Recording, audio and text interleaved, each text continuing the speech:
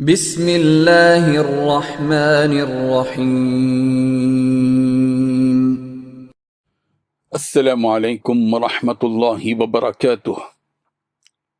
ان الحمد للہ نحمده ونستعینه ونستغفره ونستهدیه والصلاة والسلام على سید المرسلین محمد وآلہ وصحبہ اجمعین، اما بعد۔ حاضرین و ناظرین، یہ درس قرآن نمبر 421 ہے اور آج سورۃ النساء کی صرف ایک آیت کی تلاوت و تشریح کی جائے گی، آیت نمبر 97۔ اعوذ باللہ من الشیطان الرجیم، بسم اللہ الرحمن الرحیم۔ ان الذین توفاهم الملائکۃ ظالمی انفسهم قالوا فیم کنتم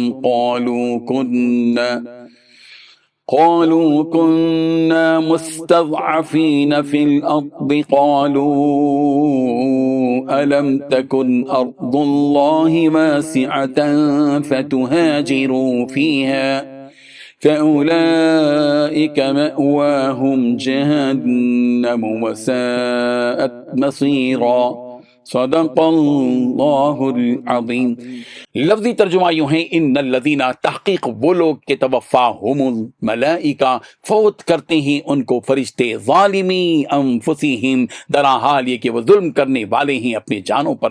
قالو، تو فرشتے کہتے ہیں، فیما کنتم، کس حال میں تم تھے؟ قالو، وہ کہتے ہیں، کننا مستضعفین فی الارض، ہم تھے کمزور زمین میں۔ قالو، وہ فرشتے کہتے ہیں، الم تکن ارض اللہ واسعہ، کیا نہ تھی اللہ کی زمین فراخ کشادہ؟ فتہاجروا فیہا، لہذا تم ہجرت کرتے اس میں۔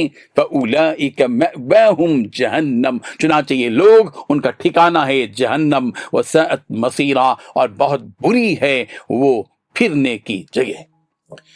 ترجمہ یوں ہے، جو لوگ اپنی جانوں پر ظلم کرتے ہیں، جب فرشتے ان کی جان قبض کرنے لگتے ہیں تو ان سے پوچھتے ہیں کہ تم کس حال میں تھے؟ وہ کہتے ہیں کہ ہم ملک میں عاجز و ناتواں تھے۔ فرشتے کہتے ہیں کہ کیا اللہ کا ملک فراخ نہیں تھا کہ تم اس میں ہجرت کر کے جاتے؟ بس ایسے لوگوں کا ٹھکانہ دوزخ ہے اور وہ بری جگہ ہے لوٹنے کی۔ اس آیت میں 4 باتیں بتائی گئی ہیں۔ پہلی بات، جن لوگوں نے اپنی جانوں پر ظلم کیا تھا اور اسی حالت میں فرشتے ان کی روح قبض کرنے آئے تو بولے کہ تم کس حالت میں ہو؟ وہ کہنے لگے کہ ہم تو زمین میں بے بس بنا دیے گئے تھے۔ تیسری بات، فرشتوں نے کہا کیا اللہ کی زمین کشادہ نہ تھی کہ تم اس میں ہجرت کر جاتے؟ چوتھی بات، ایسے لوگوں کا ٹھکانہ دوزخ ہے اور وہ نہایت برا انجام ہے۔ بزرگان محترم، اس آیت کے شان نزول کے سلسلے میں 2 روایتیں تفسیر کی کتابوں میں نقل کی گئی ہیں۔ پہلی روایت بخاری شریف کی ہے، حضرت ابن عباس رضی اللہ عنہما سے مروی ہے کہ کچھ لوگ ایسے تھے جنہوں نے اسلام قبول کر لیا تھا مگر دوسرے صحابہ کرام رضی اللہ عنہم کی طرح ہجرت نہیں کی تھی۔ یہ لوگ مکے کے مشرکین ہی کے ساتھ رہتے تھے، اور ہوتا یہ تھا کہ جب کبھی مشرکین مکہ کہیں جنگ کرنے کے لیے جاتے تو یہ بھی ان کے ساتھ چلے جاتے تھے، جس کے نتیجے میں مشرکین کی جماعت میں اضافہ ہو جاتا تھا۔ نتیجہ یہ ہوتا تھا کہ وہ مسلمانوں کو بھی بعض مرتبہ تیر لگ جاتے تھے جس سے وہ قتل ہو جاتے تھے۔ دوسری روایت مفسرین نے یہ بھی نقل کی ہے کہ کچھ لوگ مکے میں مسلمان ہو گئے تھے، جب رسول رحمت صلی اللہ علیہ وسلم نے ہجرت کی تو ان لوگوں کو ہجرت کرنا گوارا نہ ہوا اور اپنی جان اور مال کے خوف سے وہ ہجرت سے باز آ گئے۔ اس پر یہ آیت نازل ہوئی۔ اس آیت کے نازل ہونے میں مذکورہ 2 باتیں بھی ہو سکتی ہیں۔ اس آیت میں ایسے لوگوں کے غلط رویے پر ناراضگی کا اظہار کیا گیا کہ دوسرے صحابہ کرام رضی اللہ عنہم کو جس طرح ہجرت کے مواقع میسر آئے اور انہوں نے ہجرت کی، ان لوگوں کو بھی چاہیے تھا کہ ہجرت کا موقع ملنے پر ہجرت کر لیتے اور اپنے دین و ایمان پر، اسلام کے انفرادی اور اجتماعی اعمال پر قائم ہو جاتے، مگر یہ لوگ کافروں اور مشرکوں ہی میں گھسے رہے، گویا انہی کا حصہ ہو کر رہ گئے۔ تو قرآن مجید نے ایسے لوگوں کے حق میں یہ جملہ استعمال کیا، ظالمی انفسہم، یہ وہ لوگ ہیں جو اپنی جانوں پر ظلم کرنے والے ہیں۔ اس کے ساتھ ساتھ ان کے حق میں یہ بات بھی بیان کر دی گئی کہ جب فرشتے ان کی جانیں قبض کرنے لگتے ہیں تو کہتے ہیں کہ تم کہاں تھے؟ تم دین کے ضروری کام بجا کیوں نہیں لائے؟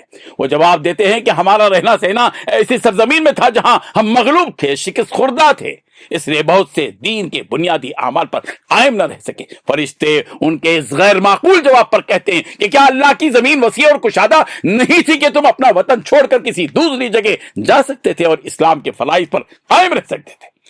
بہرحال اس آیت میں ان لوگوں کو تنبیہ کی گئی ہے جنہوں نے اسلام قبول تو کیا تھا مگر قدرت و طاقت اور ہجرت کے مواقع میسر آنے کے باوجود ہجرت نہیں کی تھی، تو چونکہ ہجرت کرنا فرض تھا اور اس فرض کو چھوڑ دینے اور ان کے مکے میں قیام کرنے کی وجہ سے مشرکوں کو مدد مل رہی تھی، تو اس آیت میں انہیں بھی عذاب کی وعید بیان کی گئی اور کہا گیا کہ ان کا ٹھکانہ دوزخ ہے اور وہ بہت بری جگہ ہے۔ اس دور میں بھی مختلف علاقوں میں ایسے حالات پیش آ جاتے ہیں کہ ان کے لیے دین اسلام پر عمل کرنا مشکل ہو جاتا ہے۔ ایسی صورت میں انہیں چاہیے کہ وہ اپنے دین و ایمان کی حفاظت کے لیے مال و دولت کی قربانی دیں اور مقامی علماء کرام سے مشاورت کے بعد اس علاقے کو چھوڑ کر ایسی جگہ آباد ہوں جہاں دین محفوظ رہ سکے۔ رب ذوالجلال ہم سب کو ان آیات کو سمجھنے کی توفیق عطا فرمائے، آمین۔ وآخر دعوانا ان الحمد للہ رب العالمین۔